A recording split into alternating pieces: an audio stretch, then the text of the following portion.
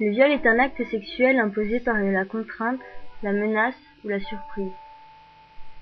Le viol est reconnu comme étant un crime qui est censé être puni par 15 ans de prison par la cour d'assises. Aujourd'hui, il reste encore largement impuni. En France, la société refuse de voir la banalité de ce crime et fait tomber un voile de silence sur la souffrance des victimes. Le viol est un crime beaucoup plus fréquent qu'on ne le croit. Aujourd'hui, en France, une femme sur 10 en a déjà été victime. En tout, une femme sur 5 révèle avoir été victime de viol, de tentative de viol ou d'agression sexuelle au cours de sa vie. En chiffres, 74% des viols sont commis par une personne connue de la victime, 25% par un membre de la famille, 57% des viols sont commis sur des mineurs, que ce soit des filles ou des garçons, et 45% des viols sont commis de jour.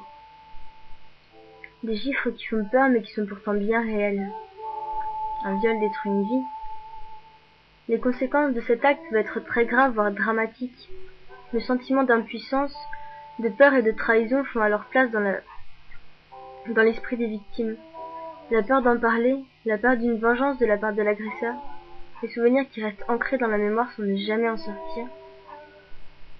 L'envie de vengeance est permanente, la peur de le recroiser, de ce que les autres vont penser. Comment avouer une telle chose? Comment dire « je me suis fait violer ». Les pleurs, la souffrance, les regrets, la haine font alors partie de votre quotidien. La haine que l'on ressent est en constante augmentation.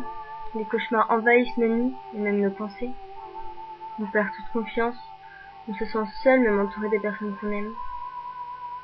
Ça peut entraîner dépression, anorexie, boulimie, automutilation, tentative de suicide, ainsi que beaucoup d'autres problèmes de santé. On croit toujours que ça n'arrive qu'aux autres. On se sent intouchable et en sécurité.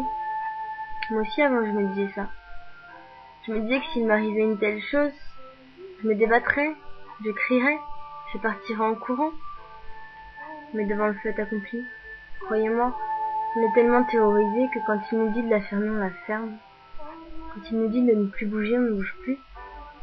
Quand il nous dit de faire certaines choses sous la menace, on le fait. Avec dégoût, mais on le fait. La peur nous envahit. On les supplie de toutes nos forces d'arrêter, mais rien n'y fait. Les violeurs sont des animaux. Ils n'ont que faire de la vie qu'ils sont en train de briser. Ils ne pensent qu'à une chose, assouvir leurs envies. Arrêtez de croire que ça n'arrive qu'aux autres. Ce n'est pas vrai. Personne n'est à l'abri de rien. Et pour celle à qui c'est arrivé, brisez le silence. Personne n'est capable de vivre normalement avec de tels secrets.